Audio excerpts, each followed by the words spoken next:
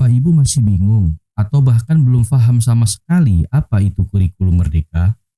Di video ini saya akan jelaskan kepada Bapak Ibu tentang kurikulum merdeka secara detail, namun tetap sederhana dan mudah difahami. Bapak Ibu boleh sambil siapkan popcorn, kalau nggak ada gorengan juga boleh. Sama jangan lupa kopi atau tehnya ya. Kalau nggak ada semua ya sudah nggak apa-apa, yang penting tetap lanjut nontonnya.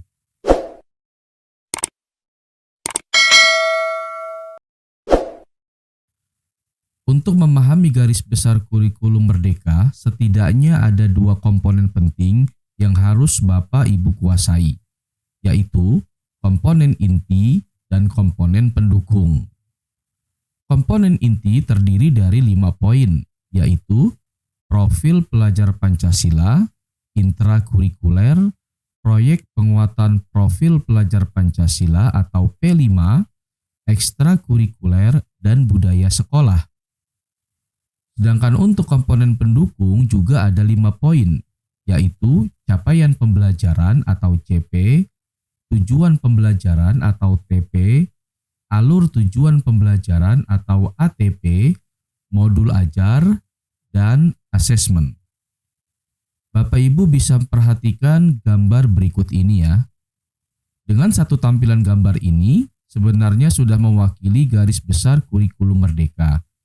Untuk Bapak Ibu, saya akan paparkan satu persatu. Kita mulai dari komponen inti. Yang pertama, profil pelajar Pancasila. Pelajar Indonesia merupakan pelajar sepanjang hayat yang kompeten, berkarakter, dan berperilaku sesuai nilai-nilai Pancasila. Profil pelajar Pancasila merupakan bentuk penerjemahan dari tujuan pendidikan nasional. Profil pelajar Pancasila juga berperan sebagai referensi utama yang mengarahkan kebijakan-kebijakan pendidikan, termasuk menjadi acuan untuk para guru dalam membangun karakter serta kompetensi siswa. Profil pelajar Pancasila ini terdiri dari 6 dimensi yang diatur melalui Surat Keputusan Kepala Badan Standar Kurikulum dan Asesmen Pendidikan atau BSKAP, yaitu beriman bertakwa kepada Tuhan Yang Maha Esa dan berakhlak mulia, berkebinekaan global, bergotong royong, mandiri, bernalar kritis, dan kreatif. Intinya, segala kegiatan atau pembelajaran yang ada di kurikulum merdeka haruslah mengharusutamakan 6 dimensi tersebut. Profil pelajar Pancasila ini bisa terwujud dengan 4 pendekatan, yaitu melalui pendekatan pembelajaran intrakurikuler, kegiatan proyek penguatan profil pelajar Pancasila atau kegiatan P5, kegiatan ekstrakurikuler, dan budaya sekolah. Selanjutnya, komponen inti yang kedua yaitu pembelajaran intrakurikuler. Pendekatan pertama untuk mewujudkan profil pelajar Pancasila yaitu melalui intrakurikuler. Ini adalah kegiatan pembelajaran reguler atau proses belajar mengajar di kelas seperti biasa Bapak Ibu lakukan. Dalam pelaksanaannya, intrakurikuler ini berbasis capaian pembelajaran atau CP yang telah ditetapkan oleh pemerintah, tertuang dalam SK Kepala BSKAP nomor 033-H-KR-2022. CP sama dengan kompetensi inti atau KI. Dari CP ini diturunkan menjadi tujuan pembelajaran atau TP. Nah, TP sama dengan kompetensi dasar atau KD. Dari TP diturunkan lagi menjadi alur tujuan pembelajaran atau ATP. ATP sama dengan silabus. Dari ATP diturunkan lagi menjadi modul ajar. Modul ajar ini sama dengan RPP. Dalam struktur kurikulum merdeka, porsi intrakurikuler sebanyak 70-80% dari total jumlah jam pelajaran dalam 1 tahun. Dan sisanya yang 20-30% itu digunakan untuk kegiatan proyek. Yang ketiga, proyek penguatan profil pelajar Pancasila atau P5. Pendekatan kedua untuk mewujudkan profil pelajar Pancasila yaitu melalui kegiatan proyek. Yang dimaksud proyek pada P5 ini adalah proyek lintas disiplin ilmu yang kontekstual dan berbasis pada kebutuhan masyarakat atau permasalahan di lingkungan sekolah. P5 ini harus mengacu pada tema. Bapak Ibu tidak usah bingung karena tema-tema untuk P5 ini sudah disediakan oleh pemerintah. Berikut ini tema-tema untuk PAUD. Dan ini tema-tema untuk SD atau Madrasah Ibtidaiyah, SMP atau MTS, serta SMA atau MA yang sederajat, SMK atau MAK. Selanjutnya, komponen inti yang keempat yaitu ekstrakurikuler. Pendekatan ketiga untuk mewujudkan profil pelajar Pancasila yaitu melalui ekskul. Kegiatan ekstrakurikuler atau ekskul ini pastinya sudah biasa Bapak Ibu lakukan di sekolah masing-masing dan sudah berjalan lama. Ekskul itu kegiatan tambahan yang dilakukan di luar jam pelajaran, baik di sekolah atau di luar sekolah dengan tujuan untuk mendapatkan tambahan pengetahuan, keterampilan, dan wawasan, serta membantu membentuk karakter siswa sesuai dengan minat dan bakat masing-masing. Beberapa contoh kegiatan ekskul misalnya kepramukaan, PMR, paskibraka, KIR, olahraga, seni dan budaya, cinta alam, jurnalistik, dan lain-lain. Kaitannya dengan kurikulum merdeka sebenarnya tidak ada perbedaan dengan ekskul sebelumnya. Hanya saja di kurikulum merdeka ini siswa lebih ditekankan dan diarahkan kepada tujuan akhirnya yaitu menjadi pelajar Pancasila yang beriman, bertakwa kepada Tuhan Yang Maha Esa dan berakhlak mulia, yang mandiri, bergotong royong, berkebinekaan global, bernalar kritis dan kreatif. Yang terakhir dari komponen inti yaitu budaya sekolah. Pendekatan keempat melalui budaya sekolah yang gak kalah penting dalam mendukung terwujudnya profil pelajar Pancasila adalah melalui pendekatan budaya sekolah. 3 budaya ini haruslah terbangun di sekolah yaitu berpikiran terbuka, senang mempelajari hal baru, dan kolaboratif. Pembelajaran yang inovatif seringkali terhambat oleh adanya budaya kontraproduktif seperti tidak senang menerima masukan atau menutup wawasan terhadap berbagai bentuk perbedaan.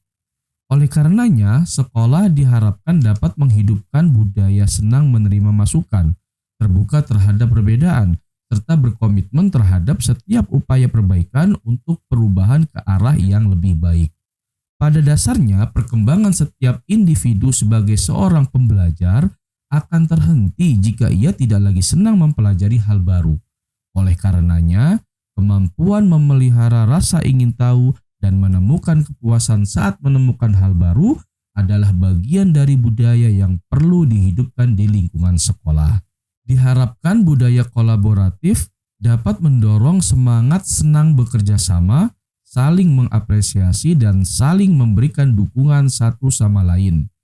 Lebih jauh, upaya kolaboratif juga perlu dilakukan antar berbagai elemen kunci dalam trisentra pendidikan, yaitu keluarga, satuan pendidikan atau sekolah, dan masyarakat.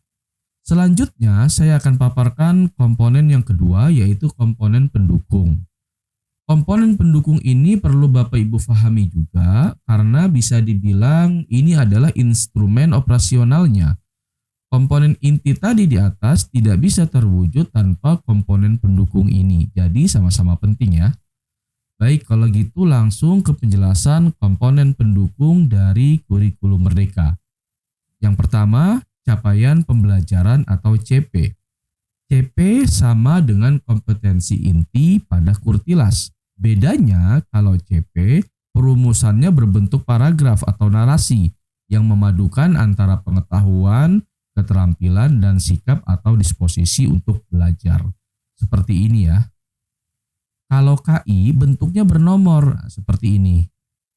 Bapak Ibu tidak perlu buat CP sendiri, tinggal melihat CP yang sudah disediakan oleh pemerintah saja sesuai jenjang atau kelas yang Bapak Ibu ajar. Ini dia lampirannya lengkap dengan pembagian fase dan elemen. Lumayan banyak ya, ada lebih dari 1.800 halaman. Tapi di sini Ide pendidikan sudah siapkan buat Bapak Ibu, sudah dipisah-pisah sesuai jenjangnya.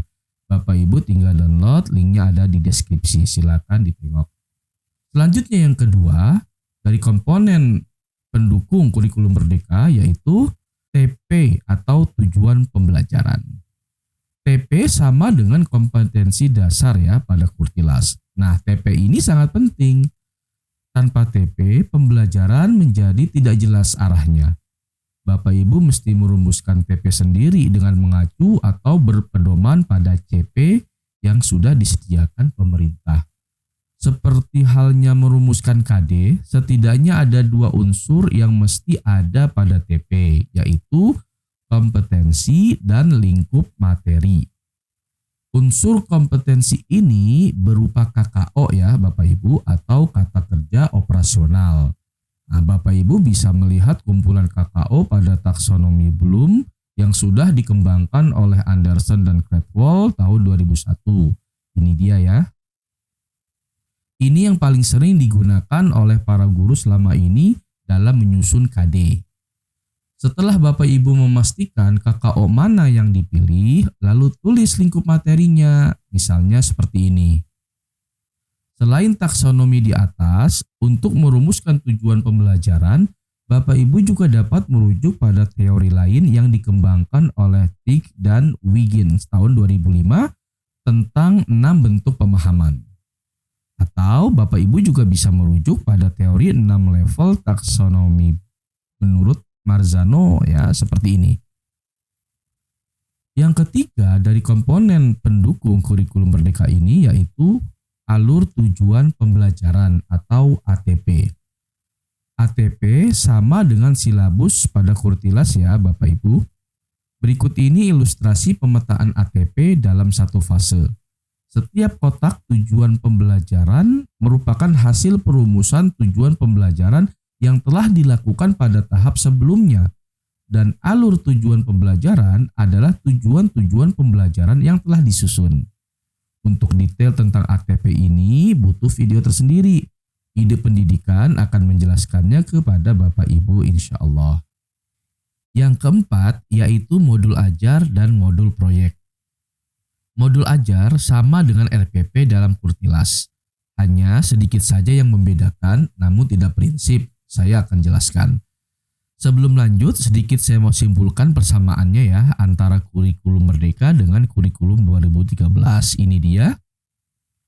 CP sama juga dengan KI, TP sama juga dengan KD, ATP sama juga dengan silabus, dan modul ajar atau modul proyek sama dengan RPP. Baik, mari kita lanjut. Modul ajar adalah rencana pembelajaran. Rencana pembelajaran dirancang untuk memandu guru melaksanakan pembelajaran sehari-hari untuk mencapai suatu tujuan pembelajaran. Dengan demikian, rencana pembelajaran disusun berdasarkan alur tujuan pembelajaran yang digunakan guru, sehingga bentuknya lebih rinci dibandingkan alur tujuan pembelajaran. Perlu diingatkan kembali bahwa alur tujuan pembelajaran tidak ditetapkan oleh pemerintah, sehingga guru yang satu dapat menggunakan alur tujuan pembelajaran yang berbeda dengan guru lainnya, meskipun mengajar siswa dalam fase yang sama. Oleh karena itu, rencana pembelajaran yang dibuat masing-masing guru pun dapat berbeda-beda. Terlebih lagi karena rencana pembelajaran ini dirancang dengan memperhatikan berbagai faktor lainnya, termasuk faktor siswa yang berbeda, lingkungan sekolah, ketersediaan sarana dan prasarana pembelajaran, dan lain-lain. Berikut perbandingan antara komponen minimum dalam rencana pelaksanaan pembelajaran dan modul ajar. Oleh karena itu, sebelum merancang modul ajar, guru perlu mempertimbangkan beberapa hal berikut ini. Untuk mencapai suatu tujuan pembelajaran tertentu, apakah merujuk pada buku teks saja sudah cukup atau perlu menggunakan modul ajar? Jika membutuhkan modul ajar, apakah dapat menggunakan modul ajar yang telah disediakan, memodifikasi modul ajar yang disediakan, atau perlu membuat modul ajar baru? Lebih detailnya tentang cara membuat modul ajar, ide pendidikan akan sajikan di video tersendiri. Tinggal ikuti terus channel ini, insya Allah kita akan sajikan buat Bapak Ibu. Yang kelima, assessment. Poin terakhir dari komponen pendukung kurikulum merdeka adalah assessment. Assessment ini sama dengan penilaian. Di kurikulum merdeka, penilaian tidak hanya dilakukan setelah penyampaian materi atau pembelajaran, tapi bisa juga di awal sebelum pembelajaran atau bisa juga di tengah saat pembelajaran. Nah, lebih detailnya tentang bagaimana cara melakukan asesmen pada kurikulum merdeka, ada videonya tersendiri. Bapak Ibu bisa lihat di playlist dari channel ini ya. Nah, itulah 10 poin penting dalam memahami kurikulum merdeka. Semoga video ini bermanfaat untuk Bapak Ibu dalam menerapkan kurikulum merdeka di sekolah Bapak Ibu masing-masing.